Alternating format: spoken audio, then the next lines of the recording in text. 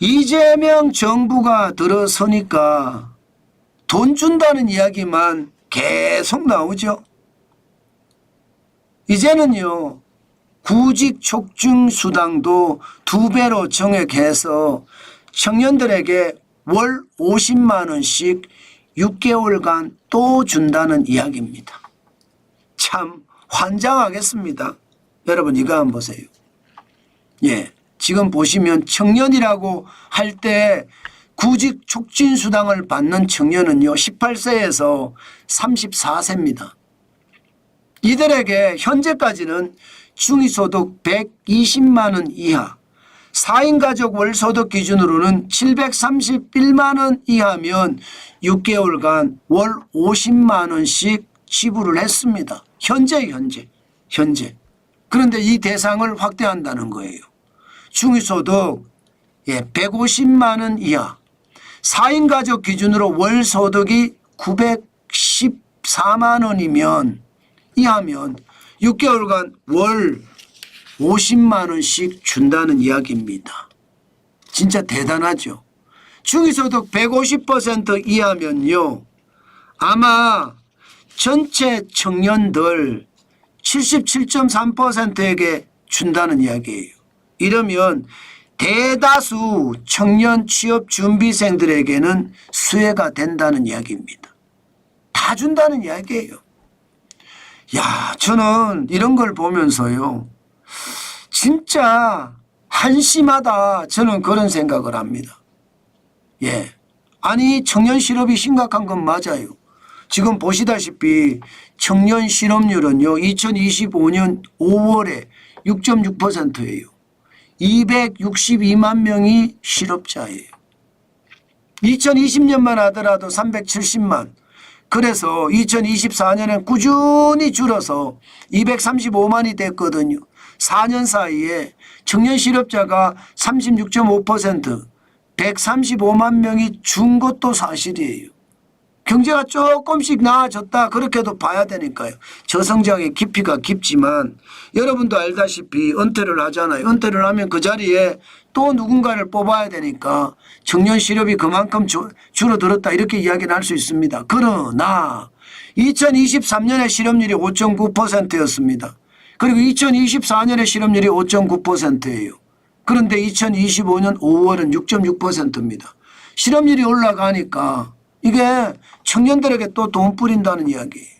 게다가 더 심각한 것은 여러분, 실업률이 실업자가 줄었다고 해서 이게 진짜 경제가 좋아서서 줄었다 이게 아니에요.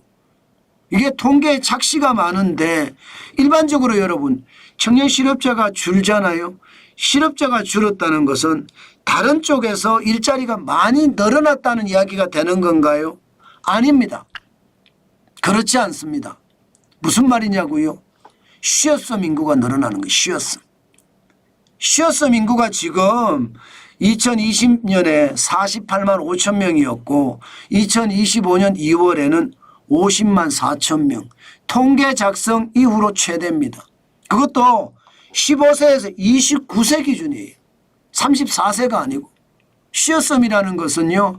뚜렷한 이유 없이 구직 활동을 하지 않거나 취업 준비를 하지 않거나 이런 청년층을 쉬어섬 청년이라고 하거든요. 그러면 결국 말입니다. 실업자가 일자리를 많이 얻어서 실업자가 줄어든 것이 아니라 결국 실업자가 그 다음에 구직 활동을 전혀 안 해서 쉬어섬이 늘었다는 것밖에 안 되잖아요. 결국 말입니다. 결국 지금 청년들의 상황은 진짜 고달프다 이렇게 이야기합니다. 그런데 이들에게 돈을 주잖아요. 구직 촉진 수당을 주잖아요. 그러면 진짜 엄청난 피해가 옵니다. 어떤 피해가 오는지 아세요? 구직 촉진 수당을 받으려고 그러면요. 일자리를 구하려고 하는 노력을 해야 됩니다. 예를 들어서 말입니다. 50만 원을 받기 위해서 중소기업에 구직 문의가 뜨면 인터뷰를 갔다 와요. 그러면 구직 노력을 한 거거든요. 갈 생각이 없어도 갔다 와요. 그러면 50만 원을 받아요. 이런 다시 말해서 가짜 일자리 구하는 거 이거 기업들에게 또 한 번의 충격을 주거든요. 또한 말입니다. 또한 가짜 일자리로 기업들에게 충격을 주는 것도 있지만 또한 돈을 이렇게 주잖아요. 자꾸요. 그러면 재정 중독에 걸립니다.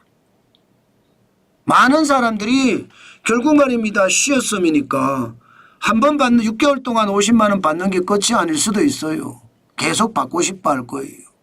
문제는 이 과정에서 나라 부채는 점점 늘어나죠. 나라 부채는. 그리고 더 놀라운 것은 이게 여러분 돈을 자꾸 뿌리잖아요. 그러면 통화량이 자꾸 늘어나요. 통화량이. 돈을 푸니까 통화량이 계속 늘어나요. 그만큼 말입니다. 경제에서는 통화량이 늘어난다는 것은 돈의 가치가 떨어지고 실물의 가치가 올라간다는 이야기잖아요. 그러니 말입니다. 물가가 올라가는 것 당연하고요. 집값이 올라가는 것도 당연합니다. 그러면 어떻게 해결해야 되느냐. 청년들이 일자리가 없는데 제가 계속 말씀을 드렸습니다. 많은 곳에서 구인을 쉽게 해줘야 돼요. 자영업자가 직원을 뽑기 쉽게 해줘야 되고요. 중소기업이 직원을 뽑기 쉽게 해줘야 돼요. 지금처럼 최저임금을 이렇게 올려놓으면 중소기업이든 중견기업이든 자영업자든 일자리 직원 뽑기 힘들어요. 이렇게 되면 계속 실업자만 계속 늘어나고 정부는 돈만 계속 쏟아부어야 되는 그런 최악의 상황 계속 된다는 건 저는 반드시 보셔야 됩니다. 게다가 대기업들에게 신규 채용을 한다 했을 때 인센티브를 주는 것도 고려를 해야 됩니다. 다른 나라처럼 뭐 지금은 경력직만 뽑는다고 하잖아요.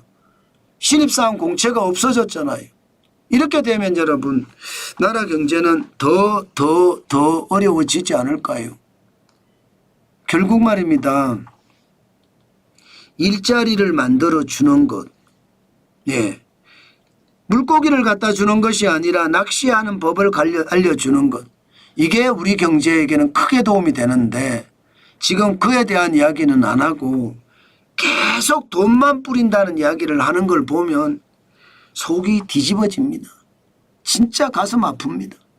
이래서는 안 되는데 그죠? 그게 현실이 되고 있다는 것. 저는 그 어느 때보다 충격적이다 이렇게 생각합니다.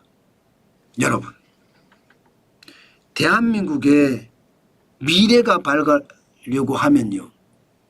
청년들의 일자리가 많아져야 돼요. 청년들이 활기차야 돼요. 그런데 요즘 청년들이 그렇지 못해요. 일자리가 없으니까. 그만큼 말입니다. 정부의 정책이 잘못됐다는 이야기잖아요. 자영업자들도 못 뽑고 중소기업도 못 뽑고 저는 여러분 재빨리 구인을 쉽게 하는 방법을 찾아줘야 합니다. 그래야 경제도 좋아질 거다. 저는 그렇게 생각합니다.